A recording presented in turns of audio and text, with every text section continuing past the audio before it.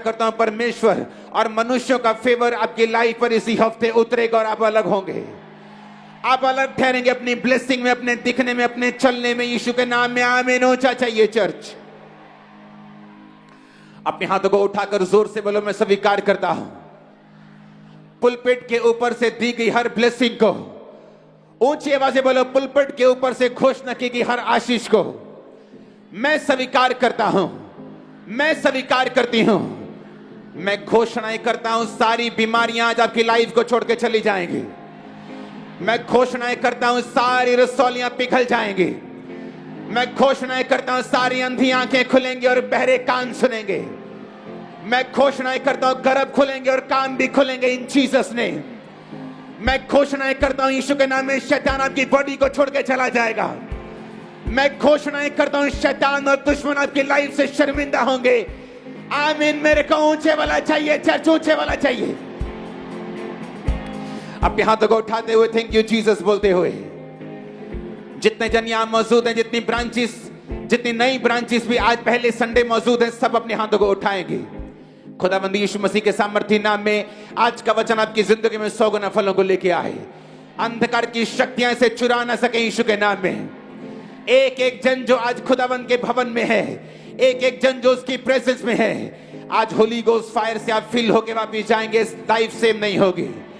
पवित्र आत्मा की अग्नि के साथ मैंने कहा भर के जाएंगे, लाइफ सेम नहीं होगी। आमीन। ऊंचा ये आशीष आपकी है चर्च। मैंने कहा आमीन। ऊंचा ये आशीष आपकी है चर्च। अपने हाथों को उठाओ, अपनी प्रेयर रिक्वेस्ट जो आप लेके आए हैं ऊंचे शब्दों में सीरियस आत्मा के साथ खुदावंद के सामने रखें और बोले, खुदावंद आज मुझे गवाही दे और मेरी प्रार्थना को सुन। जब मैं यहां पर तेरे भवन में कर रहा हूं, मैं वायदा करता हूं, मैं वायदा करती हूं, मैं ये गवाही को तेरी महिमा के लिए इस्तेमाल करूंगा, तेरी महिमा के लिए इस्तेमाल करूंगी। मांगो ऊंची आवाज में, ऊंची आवाज में, ऊंची आवाज में, ऊंची आवाज में।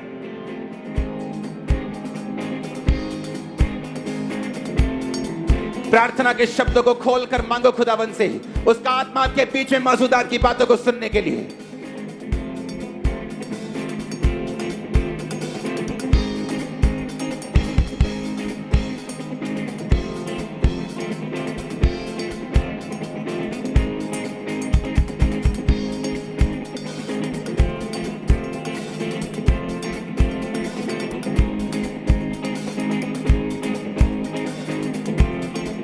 प्रभु यीशु मसीह के सामर्थी नाम में हम मांगते हैं। आज वो दिन है जब ईस्टर के बाद प्रभु यीशु मसीह जब जीवित स्वर्ग पर चले गए थे। याद है कि नहीं सबको? उन दिनों में हम हैं।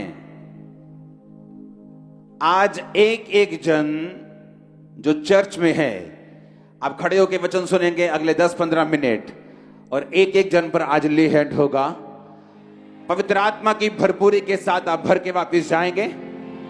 बीमारियां यहीं छोड़ के जाएंगे, दुष्ट आत्माएं यहीं छोड़ के जाएंगे, ट्रबल्स को यहीं छोड़ के जाएंगे, नई ग्रेस को साथ लेके जाएंगे। आमीन। ऊंचा ये बरकत आपकी होगी। ऊंची आवाज से बोलो हालेलुया। क्वायर भी थोड़ा जाग जाए। आज सो रहे हो तुम, जाग जाओ, जाग जाओ। ओके, अब जाग कर हमने वर्शिप करनी है। ऊंची आवाज से बोलो हालेलुया। फिर से बोलो हालेलुया।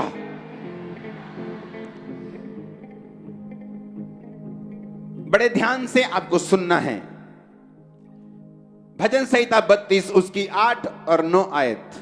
मैं पहले 9 पढ़ूंगा फिर 8 पढ़ूंगा। तुम घोड़े और खच्चर के समान ना बनो, जो समझ नहीं रखते।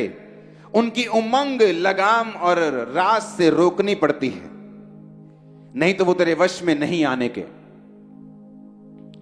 अपने पड़ोसी को बोलो, घोड़े और खच्चर के समान तुम मत बनो, जो समझ नहीं रखते। परमेश्वर कहता उनकी जो उमंग है वो लगाम के साथ क्या करनी पड़ती है? रोकनी पड़ती है। और यीशु मसीह ने कहा तुम घोड़े और खच्चर के समान मत बनो। इससे पहले कि आपका ले हैंड हो और आज आप पवित्र आत्मा से भर के वापस जाएं, एक रुकावट है स्पिरिट में जो आपको दूर करनी है। और यह वचन आपकी हेल्प करेगा उस रुकावट को फिनिश करने के लिए। एक रास्ता है जो परमेश्वर ने आपके लिए ठहराया है, एक वो रास्ता जो आपके लिए अनॉइंट किया गया है, वो मंजिल जो परमेश्वर ने आपके लिए रखी है। और उस मंजिल तक पहुंचने के लिए एक रास्ता है जो आपके लिए ठहराया गया है, और वो रास्ता हर एक बंदे के लिए उसका तरीका अलग अलग है। रास्ता जीसस क्राइस्ट ही है, लेकिन जीसस क्राइस्ट ने, बाइबल कहती है, आप सबको अलग अलग मर्जी के साथ और अलग अलग योजना के साथ अपने पास बुलाया है। बाइबल कहती, परमेश्वर ने कहा तुम घोड़े और खच्चर के समान मत बनो, जिनकी उमंग को लगाम के साथ रोकना पड़ता है। अपने पड़ोसी को बोलो, घोड़े के समान, खच्चर के समान नहीं बनना।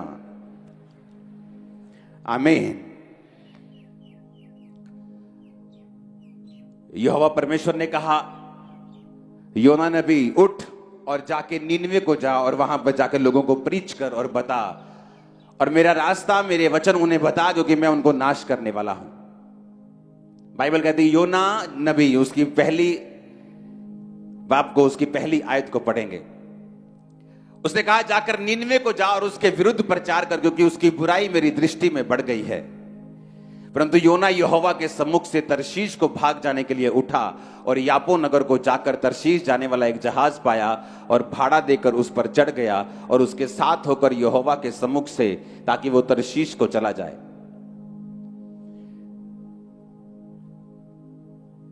अगर परमेश्वर ने उसे गुजरात जाने के लिए बोला तो वो मेघालय जाने की तैयारी कर रहा था।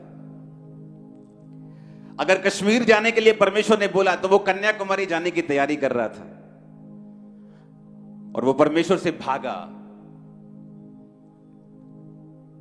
और जिस समुद्र में वो सफर कर रहा था, उस नाव को, उस समुद्री जहाज को परमेश्वर ने एक लहरों में फंसा के एक तूफान में फंसाया। और जब सब मरने लगे तो सबने चिट्ठी डाली कि ये मुसीबत किस वजह से हम पे आई है, और चिट्ठी योना के नाम की निकली।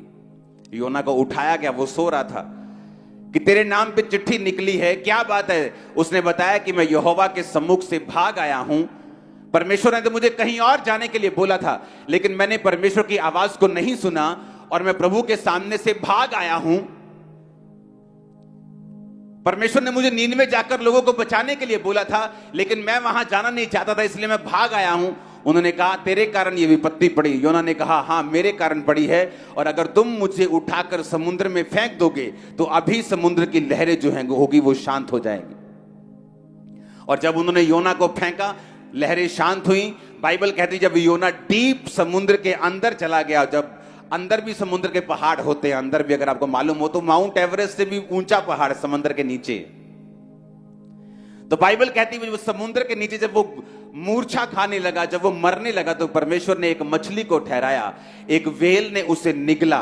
और बाइबल कहती है, वो मछली के पेट में 3 दिन और 3 रात रहा, और अंदर से परमेश्वर के पास प्रार्थना करता रहा, क्योंकि उसे मालूम था कि परमेश्वर ने उसे एक और मौका दिया है।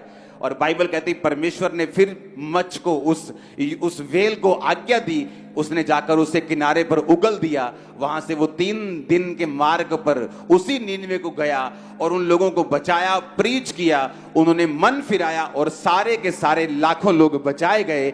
जो काम परमेश्वर ने करना था वो हुआ। अब बाइबल कहती, जब प्रभु यीशु मसीह ने योना के बारे में बोला तो परमेश्वर ने कहा, जैसे योना 3 दिन रात जल जंतु के पेट में रहा, उसी तरह मैं भी हूं। परमेश्वर ने योना नबी के साथ अपनी तुलना किस लिए की?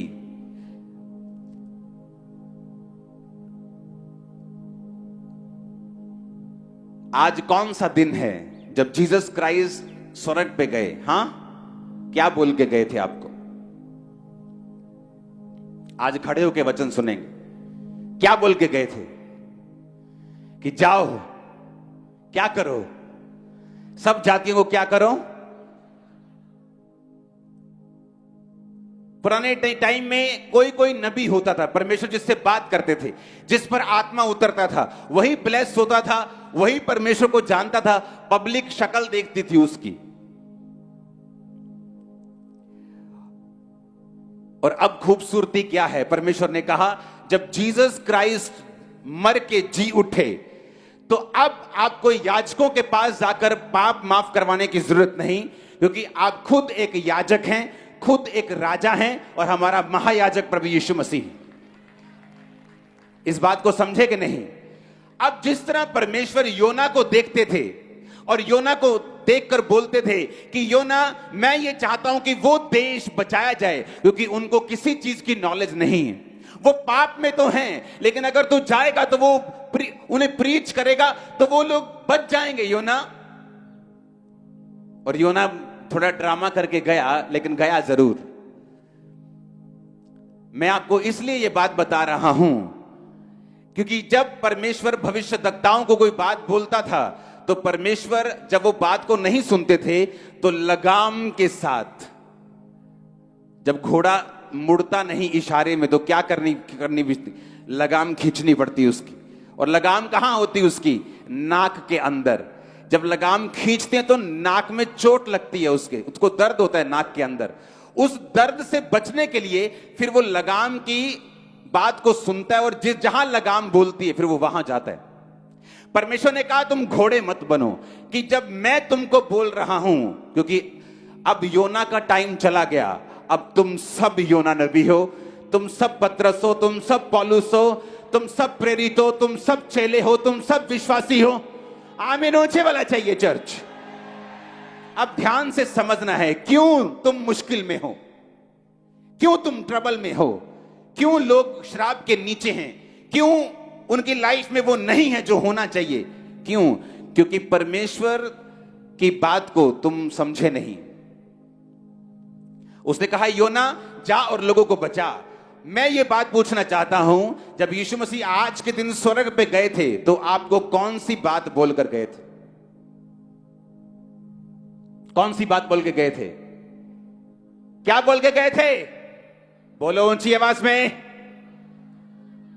ऊंची नहीं आई आवाज, बोलो क्या बोल के गए थे? बोलो जाओ। क्या बोल के गए थे?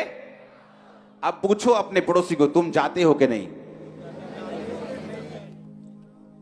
तुम जाते हो लेकिन अपना राज्य स्थापित करने के लिए, कुछ अपना फायदा ढूंढने के लिए।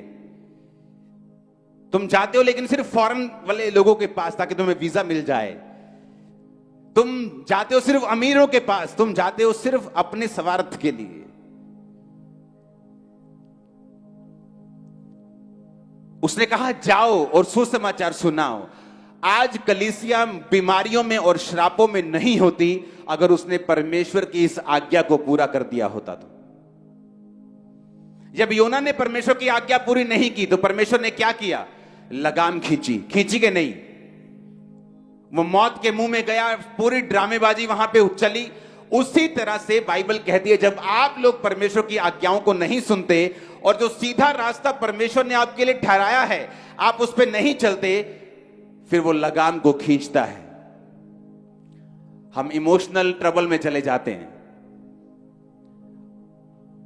हस्बैंड में प्रॉब्लम शुरू हो जाती, वाइफ में प्रॉब्लम शुरू हो जाती, बच्चों में प्रॉब्लम शुरू हो जाती, फाइनेंस बिगड़ना शुरू हो जाता है, सेहत खराब होनी शुरू हो जाती।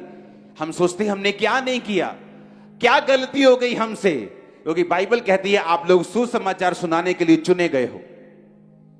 परमेश्वर की रूहों को बचाने की इच्छा आज भी वैसी है, बल्कि और बढ़ चुकी है। उसने योना को कहा जा और लोगों को बचा, और अब यीशु मसीह आपको कुछ बोल के गए हैं जो आप भूल गए हो। हमें लगता है मुझे बेबी चाहिए, मुझे चर्च जाना है, मुझे बरकत चाहिए, मुझे चर्च जाना है। ये तो बहाना है चर्च आने का। उसका असली मकसद है आप लोग रूहों को बचाओ, क्योंकि उसने कहा जाओ और सुसमाचार सुनाओ, सब जातियों के लोगों को चेला बनाओ, सब बातें उन्हें मानना सिखाओ, और देखो जगत के अंत तक मैं तुम्हारे साथ हूं। लेकिन मैं वही पूछ रहा हूं, जब योना नहीं गया तो परमेश्वर को लगाम लगानी पड़ी। जब आप नहीं जाएंगे तो फिर वो क्या करेगा? लगाम लगाएगा। ये लगाम मेरी लाइफ में लगी रही। मसीह के शुरुआती दिनों में मेरा मकसद सिर्फ चंगियाई पाना था। ये कहीं ना कहीं से रोजे रख के, प्रेयर करवा के, क्रूसेड करवा के मैं हील हो जाऊं, लेकिन मेरा मकसद वो नहीं था जो परमेश्वर ने जिसके लिए मुझे बुलाया था, रूहों को बचाना। जब मेरा मकसद सेट हो गया, मुझे मालूम हो गया कि मैं असल मेरा काम रूहों को बचाना है, मेरी प्रॉब्लम्स जा चुकी थी, फिनिश हो चुकी थी। आज वो दिन है जब प्रभु यीशु मसीह ने आपको बोला था कि जाओ, योना की तरह बोला था जाओ। जीसस ने बोला तो कहीं और है, लेकिन आप कहीं और गए। तो यीशु मसीह ने हर एक के लिए मगरमच्छ या मछली नहीं ठहराई, वो लगाम खींचता है आप सबकी अलग अलग तरीकों के साथ। और जो आत्मिक जन होता है वो उस लगाम को समझता है कि क्यों मेरी लाइफ में ये प्रॉब्लम है। उसने अब्राहम की ओर देखा, और अब्राहम की ओर देखकर उसने क्या देखा कि अब्राहम एक समय था जब मुझसे प्यार करता था सबसे अधिक, लेकिन एक समय आ चुका है जब अब्राहम अपने बेटे से मुझसे भी ज्यादा प्यार करने लगा है। और परमेश्वर ने उसकी लगाम खींची और कहा, अब्राहम, अब्राहम, अपने बेटे को जिससे तू प्यार करता है मेरे लिए बलि कर दे। अब परमेश्वर इंसानों की बलि नहीं लेता था, लेकिन अब्राहम फिर भी उसको बिठाकर बलि करने के लिए चला। और जब वो चलता जा रहा था एक एक कदम, उसका प्यार उसके लिए खत्म होता जा रहा था और परमेश्वर का प्यार वापिस आता जा रहा था। जब ये प्यार वापिस आ गया परमेश्वर की लगाम खींचने से, और वो लड़का चढ़ाने लगा बलि, तो परमेश्वर ने कहा, रुक जा, अब मैं जान चुका हूं तुम मुझसे प्यार करता है।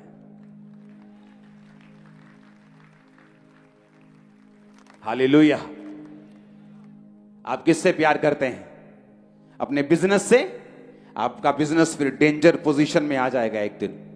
अपनी वाइफ से, प्रभु से भी ज्यादा, अपने हस्बैंड से, अपने बच्चों से, अपने फाइनेंस से, अपने शरीर से, समाज से, अपनी पोजीशन से, अपनी इज्जत से।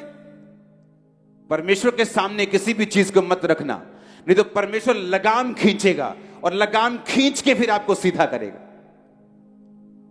और अगर आप सीधे सीधे अच्छे घोड़े की तरह चलते जाएंगे, वो आपकी लगाम नहीं खींचेगा। आप सीधा सीधा चलते जाएंगे, आप वही वही रास्ता फॉलो करते जाएंगे जहां जीसस ने आपको जाने के लिए बोला है। आप सुसमाचार को सुनाएंगे, आप डरेंगे नहीं, घबराएंगे नहीं। अपने माता पिता, भाई बहन, अपने बच्चे, अपना कारोबार, अपना शरीर, अपने लोगों से अधिक प्रभु से प्यार करेंगे। आप सीधा चलते जाएंगे, उसको लगाम खींचने की जरूरत नहीं पड़ेगी। पौलुस की परमेश्वर ने लगाम खींची। पौलुस के पास इतना रेवलेशन आ गया कि अपनी रेवलेशन से वो भूल ना जाए। परमेश्वर ने उसको शैतान उसके पीछे लगा दिया, उसको मुक्के मारे। यानी कोई शारीरिक कष्ट पौलुस को था, जो उसने कहा, प्रभु ये शारीरिक कष्ट मेरे लिए क्यों है? परमेश्वर ने कहा, मेरा अनुग्रह ही तेरे लिए काफी है, मेरी सामर्थ्य निर्बलता में सिद्ध होती है। अब मैं इस निर्बलता में तुम्हें बढ़ाऊंगा, बस चलते जाना, आगे बढ़ते जाना। हालेलुया। परमेश्वर आपको इन पंगों में कई बार लेके जाता है ताकि आपको ये चीजें समझा सके, आपको ये बता सके। चर्च में अगर 3-4 लाख मेंबर हैं, 4 के 4 लाख लोग सुसमाचार सुनाने वाले होने चाहिए। नहीं तो मुश्किल किसको है? उन्हीं लोगों को, क्योंकि वो नहीं समझे कि क्राइस्ट में उनका जन्म किस लिए हुआ है। पहले नबी होते थे, नबियों को परमेश्वर बोलता था, मूसा को बोलता था, नबियों को बोलता, जाओ ये काम करो। जी उठने के बाद परमेश्वर ने कहा, अब तुम मेरे याजक हो, तुम मेरे राजा हो, तुम मेरे लोग हो, तुम मेरे भाई हो, तुम मेरे सहकर्मी हो, तुम मेरे बच्चे हो, जाओ और सुसमाचार सुनाओ। तुमको कहा खुदा ने, तुमको तुमको तुमको कहा खुदा ने। आमीन।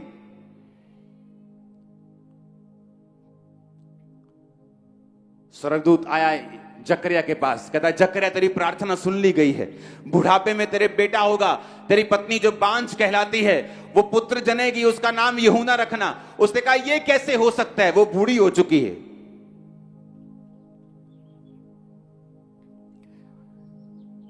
उन्नीस आयत में लिखा, लूका 1 उसकी 19, स्वर्गदूत ने उसको उत्तर दिया, मैं जिब्राइल हूं जो परमेश्वर के सामने खड़ा रहता हूं, तुझसे बातें करने और सुसमाचार सुनाने को भेजा गया हूं। देख, जिस दिन तक ये बातें पूरी नहीं होंगी तू गूंगा रहेगा और बोल नहीं सकेगा, क्योंकि इसलिए कि तूने मेरी बातों की जो समय पर पूरी होंगी विश्वास नहीं किया। परमेश्वर ने बताया यकरिया ये सीधा सीधा रास्ता है चलने का इधर।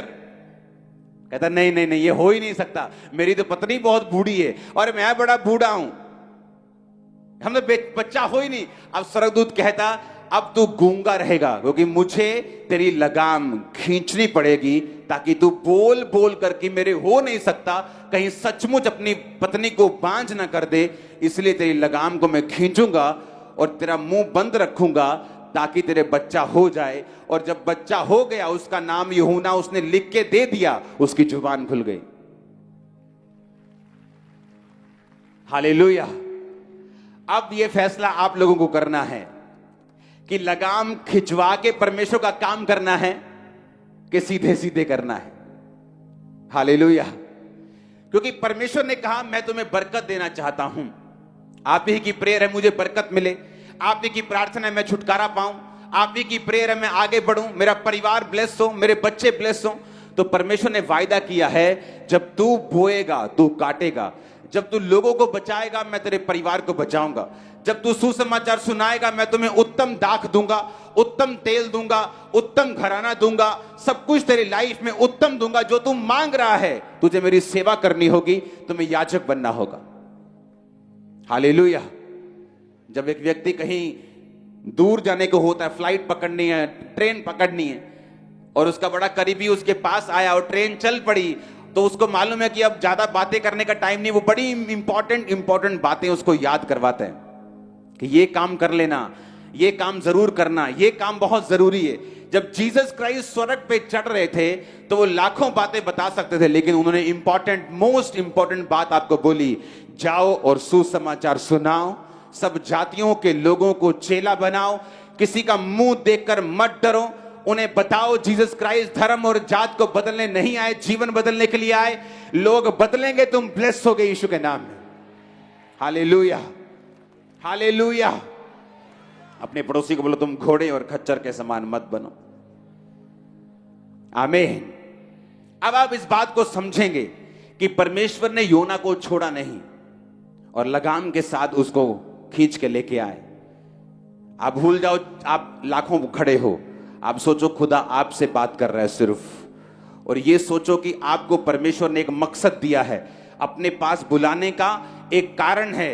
वो कारण है लोगों को बचाना, रूहों को बचाना, मरते हुए नशे वाले लोगों को बचाना, उनको यीशु मसीह के बारे में बताना, स्वर्ग राज्य का वारिस बनाना। ये आपका मकसद है। आज के आप नबी हैं, आप आज के याजक हैं, आज के आप विश्वासी हैं, आज के पास्टर हैं, आज के प्रेरित हैं। आमीन। अब ये सोच लो कि आपको लगाम के साथ चलना है कि आपको सीधा चलना है। तीन तरह की सिचुएशन होती।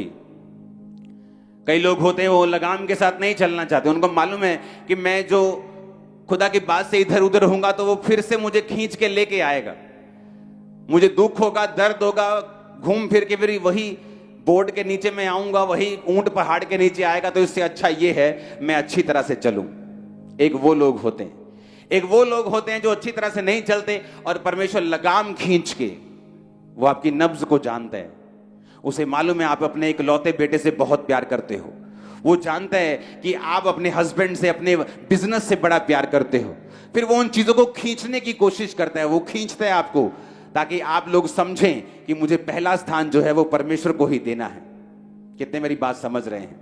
फिर तीसरे तरह के लोग वो होते हैं जो इन चिन्हों के कारण भी नहीं समझते और परमेश्वर से दूर होते जाते हैं।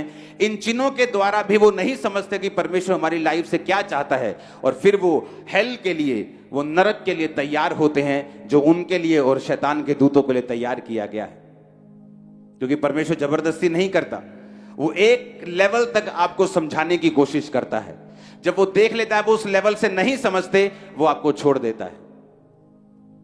आज जब आप पे ले हैंड होगा, क्योंकि आज रुमाल से आज मैं आपके बीच में आकर आप पे आज का ले हैंड स्पेशल होगा। जितने आप आ गए हो ना, आज आप बरकत पा चुके हो, मैं सच कह रहा हूं। आज आप एक प्रेयर करोगे, परमेश्वर आज से मैं ऐसा बनूंगा, ऐसा बनूंगी कि मेरी लगाम जो होगी वो खच्चर के समान तुझे रोकनी नहीं पड़ेगी। मैं समर्पित होकर चलूंगा, बिना पाप के, बिना गंदगी के, बिना किसी पंगे के, और मैं सीधा चलूंगा और तेरे नाम का प्रचार करूंगा। और जब आप पे ले हैंड होगा, ग्रेस आप पे आएगी, फायर आप पे आएगी, आप सेम नहीं होंगे।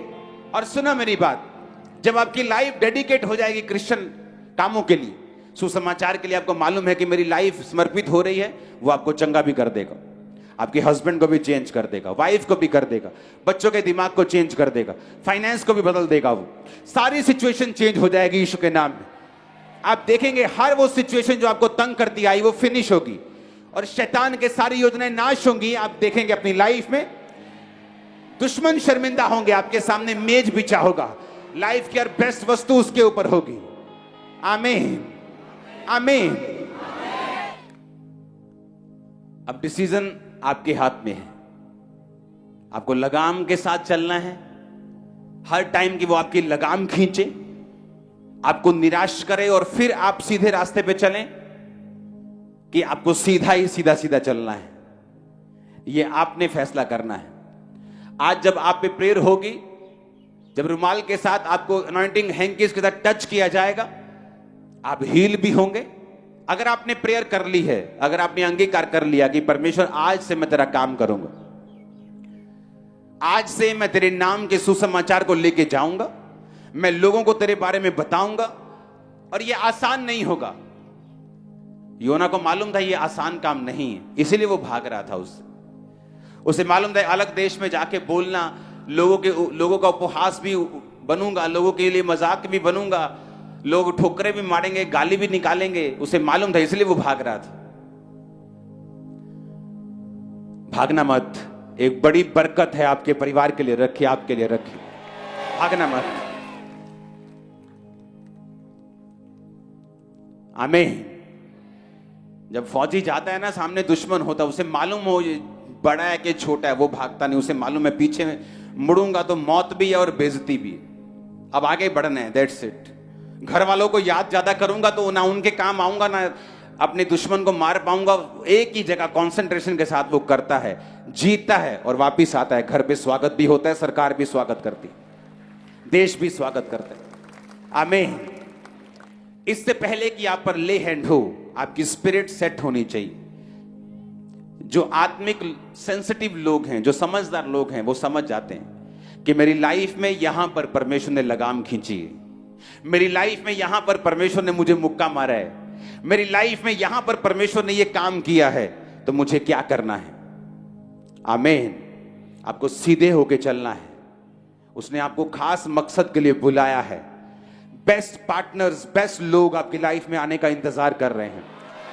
आप जैसे इस रास्ते पे चल पड़ेंगे, बाइबल कहती है कि परमेश्वर के मार्गों में उत्तम पदार्थ पाए जाते हैं। आप देखते हैं लोगों की मैरिज, सारी उम्र सेटिंग नहीं होती उनकी, रोज छित्तर पनीर की रोटी खाते हैं वो, जिसमें छित्तर भी होते हैं और पनीर भी होते हैं। दोनों तरह की रोटी होती, छित्तर भी होते हैं, साथ साथ पनीर भी होता है। क्योंकि वो जो मैरिज पार्टनर है, उन्होंने परमेश्वर के रास्तों पर चलकर नहीं पाया है। और परमेश्वर ने कहा मेरे मार्गों में उत्तम पदार्थ पाए जाते हैं। जब तुम मेरे मार्ग पे चलेगा तो उत्तम पदार्थ तुम्हें मिलेंगे। तुम्हें पार्टनर उत्तम मिलेगा, बिजनेस उत्तम, देश उत्तम, फाइनेंस उत्तम, चर्च उत्तम, बच्चे, हस्बैंड, वाइफ, सब कुछ उत्तम। लेकिन उसने एक और कंडीशन रखी है, कहता मेरा रास्ता कैसा है, तंग है, संकरा है, तंग है, मुश्किल से तुम्हें जाना पड़ेगा, और थोड़े हैं जो इसे पाते हैं। लेकिन दूसरा रास्ता खुला है, व्यभिचार का रास्ता ओपन है, और बहुत होंगे जो उस रास्ते पे चलेंगे। लेकिन तंग रास्ते पे उसने कहा बहुत थोड़े हैं जो इस रास्ते पे चलेंगे। और उत्तम पदार्थ अगर किसी ने पाए हैं तो तंग रास्तों में पाए हैं। हालेलुया। जब आज आप पे ले हैंड होगा और ब्रांचेस भी तैयार रहे ले हैंड करने के लिए, आज आप घुटनों पे जब आप आएंगे ले हैंड के लिए तैयार होंगे, मुझे कहने की जरूरत नहीं पड़ेगी, वो तमा भागेगा, बहरापन जाएगा, वो रसौलियां निकलेंगी, बीमारियां खत्म होंगी, वो रास्ते ओपन होंगे, वो फाइल जो नीचे दबी ऊपर होनी चाहिए ऊपर होगी, जो नीचे होनी चाहिए ऊपर है वो नीचे चली जाएंगी। और आपकी बरकत के लिए आमीन। मेरे को ऊंचा चाहिए चर्च। जस्ट आपको परमेश्वर को बोलना है, परमेश्वर मैं तेरे काम करने के लिए तैयार हूं। मैं वो बंदी नहीं हूंगा जिसकी लगाम खींचनी पड़े। मैं सीधा सीधा तेरे रास्तों पे चलूंगा, सीधा सीधा तेरे रास्तों पे चलूंगी। आमीन, आमीन। जब आप पे ले हैंड होगा, आप यही प्रार्थना अपने मन में लगातार करेंगे कि परमेश्वर मैं तेरे काम करने के लिए तैयार हूं। आप डॉक्टर हैं, डॉक्टर बनना चाहते हैं, आप भी ये प्रार्थना कर सकते हैं। आप इंजीनियर हैं या बनना चाहते हैं, आप भी ये प्रेयर कर सकते हैं। आप पॉलिटिशियन हैं या बनना चाहते हैं, आप भी ये प्रेयर कर सकते हैं। आप पास्टर हैं, आप कोई भी हैं, परमेश्वर की सेवा सबके लिए है। मैं सारा दिन डॉक्टर से बात नहीं करता हूं, मैं डॉक्टर नहीं हूं, मैं हॉस्पिटल में नहीं रहता हूं। तो डॉक्टर डॉक्टर को बचाएगा, नर्स नर्स को बचाएगी, लेबर लेबर को बचाएगी, बिजनेसमैन बिजनेसमैन को बचाएगा। कितने मेरी बात को समझ रहे हैं? तो हर एक बंदा ये बोले, खुदावंद मैं तेरे नाम की गवाही दूंगा, मैं तेरे नाम का प्रचार करूंगा। जो आज के दिन तूने 2000 साल पहले कहा था कि जाओ और सुसमाचार सुनाओ, सब जातियों के लोगों को चेला बनाओ, मैं इस वचन को पूरा करूंगा।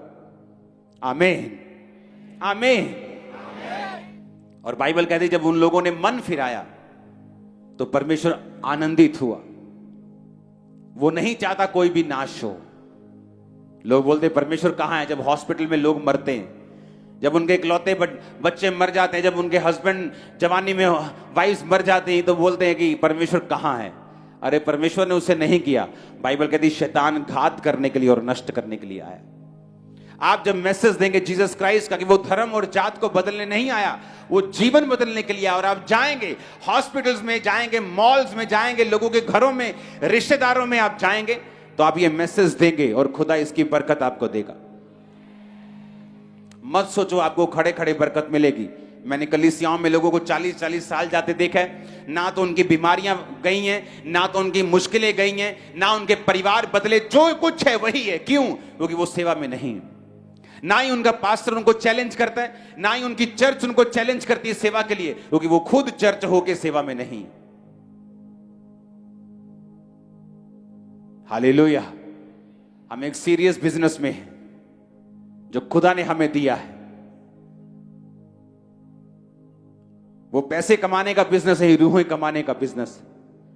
उसने कहा मैं तुम्हें रूहों को पकड़ने वाला बनाऊंगा, मनुष्यों को पकड़ने वाला बनाऊंगा। इस साल के अंत में आपका रिपोर्ट कार्ड जब मांगा जाएगा, जो हर क्रिसमस पे आपसे मांगा जाता है कि कितनी रूहें बचाई हैं पूरा साल, तब शर्मिंदा होकर आंखें नीचे करके, हाथ नीचे करके खड़े होने की जरूरत नहीं। अब से काम करना शुरू करो। जून चढ़ने वाला है, सबसे गर्म महीना चढ़ने वाला है। आत्मा में सबसे गर्म हो जाओ, शैतान पर हथौड़े मारो, उसे लोगों से निकालो। आपके घरों से परमेश्वर निकाल देगा उसे। वो आपके घरों से क्यों नहीं गया? क्योंकि आपने लोगों से उसे कभी नहीं निकाला। आपने चैलेंज कभी लिया ही नहीं, आपने कभी चुनौती ली नहीं, आपने कभी परमेश्वर के वचन को सीरियसली लिया ही नहीं। इससे पता चलता है कि अगर हम ये वचन को भी सीरियस नहीं लेते तो हीलिंग के वचन को भी अपनी लाइफ में पूरा होते हुए कैसे मानेंगे? कैसे विश्वास करेंगे वो चंगा करता है? कैसे विश्वास करेंगे वो छुड़ाता है? कैसे विश्वास करेंगे वो धर्मी का वंश बचाया जाएगा, वो हमारे बच्चों को बचाएगा, अगर हम उसके एक वचन को पूरा नहीं करते तो? आप घरों में काम करते हैं, आप बॉस हैं, आप छोटे हैं, आप बड़े हैं, कोई मायने नहीं करता। जस्ट बोलो। और उसने कहा तुम्हें बोलना नहीं आता तो भी परवाह मत करना, मेरा आत्मा तुम्हें बताएगा क्या बोलना है। मेरा आत्मा तेरे साथ होगा। जब आज आप पे ले हैंड होगा, आप मुंह खोलेंगे, होली स्पिरिट फायर से बोलेगा आपके बीच से। आप मुंह खोलेंगे, पवित्र आत्मा आपके मुंह से बात करेगा इन जीसस ने। आमीन। मेरे को ऊंचे वाला चाहिए चर्च। Hallelujah, hallelujah. ये चर्च अगले 15 दिन 20 दिन जब बड़ी मीटिंग होगी, उसके बाद भी आप मुझे सड़कों पे चाहिए, मॉल्स पे चाहिए, रेलवे स्टेशन, बस स्टैंड, लोगों के घर, गांव, कुछ भी छोड़ना मत, यीशु मसीह के सामर्थ्य नाम। आमीन। मैं आपको एक ऐसा रास्ता बता रहा हूं जो आपको जल्दी आशीष की ओर ले जाएगा, जल्दी आपको बरकत दे देगा। आमीन, आमीन। क्योंकि लोग इसे सीरियसली नहीं लेते। आप मोस्टली जाके लोगों की लाइफ देखो जो बहुत पुराने टाइम से परमेश्वर को मानते हैं, कोई फर्क नहीं उनमें और अविश्वासियों में। उनके घरों में भी वही चिक चिक मिच मिच चल रही जो उनके घरों में चल रही। क्यों? वचन को सीरियसली लिया नहीं। उन्हें लगता है कि यीशु मसीह तो हमारा ही है, हम तो पुराने ईसाई हैं, हम तो 20 साल से प्रभु में हैं। लेकिन क्या करेगा 20 साल से प्रभु में रहना अगर आपने एक भी रूह को बचाया नहीं? आप एक साल में 10 रूहों को भी बचा नहीं पाते तो क्या फायदा उस क्रिश्चियन होने का? जीसस ने कहा जाओ और सुसमाचार सुनाओ, सब जातियों के लोगों को चेला बनाओ, सब बातें मानना सिखाओ और देखो जगत के अंत तक मैं तुम्हारे साथ हूं। आप पूरा करेंगे इस वचन को? आप भूल जाओ आप लाखों की तादाद में हो। आप सोचो कि यहोवा परमेश्वर योना से बात कर रहा है दोबारा। आप ये सोच लो। आप भूल जाओ मैं आप सबसे बात कर रहा हूं। आप अपने आप को सोचो कि परमेश्वर आपको कह रहा है जा और स्टार्ट कर मेरा काम। बहुत लोगों को लगता है कि काम स्टार्ट करने के लिए मुझे चर्च खोलनी पड़ेगी। अरे चर्च में कहां रूहें बचती लोगों के पास? चर्च तो उनके बेचारे लोग नहीं आते उनके पास। चर्च में नहीं, बाहर जाओ, मोहल्लों में जाओ, नगरों में जाओ, चौकों में, बाजारों में जाओ, रेलवे स्टेशन पे जाओ, वहां बचाओ रूहों को जहां जरूरत है। आमीन, हालेलुया, हालेलुया। कॉलेजेस के बाहर जाओ, स्कूल्स के बाहर जाओ, वहां जाओ, बताओ। आप देखेंगे लोगों को जरूरत है। नशों में मर रहे हैं लोग, बाप के साथ बनती नहीं, मां के साथ बनती नहीं, गालियां निकालते सारा दिन, नशा बेचते हैं। क्यों? क्योंकि परमेश्वर से दूर है। कारण कौन है? कारण कलीसिया है। कारण वो लोग हैं जिन्होंने कलीसियाओं को बोझ नहीं दिया कि अगर आप काम नहीं करेंगे परमेश्वर का तो काम नहीं होगा। वो कर सकता है अकेला लेकिन करेगा नहीं, उसको आपकी जरूरत है। आज जब आप इस बोझ को लेके जाएंगे, यहां से ले हैंड के साथ वापस जाएंगे, खुदा के काम को करना शुरू करेंगे, एक खुदाबंद के सामने एक वायदा कर लो कि परमेश्वर मैं अकेला चर्च नहीं आऊंगा, साथ लेके आऊंगा, गाड़ियों को लेके आऊंगा, ये तो अपने साथ किसी को लेके आऊंगा, मैं अकेला नहीं बचूंगा, मैं लोगों को बचाऊंगा।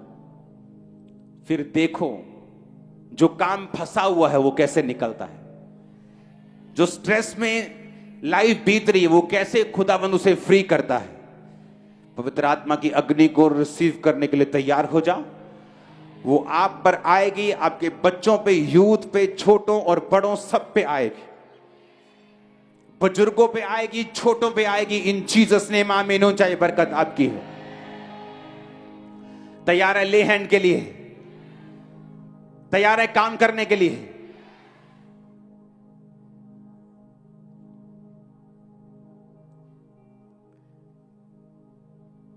सभी प्रीचर्स को स्वागत करता हूं मैं यीशु के नाम।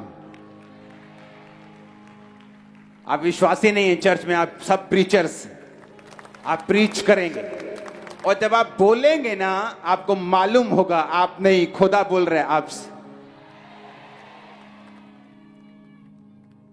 टाइम आ चुका है अपनी डेस्टिनी को चेंज करने का, हाई लेवल पे जाने का, और वो आपको लेके जाएगा।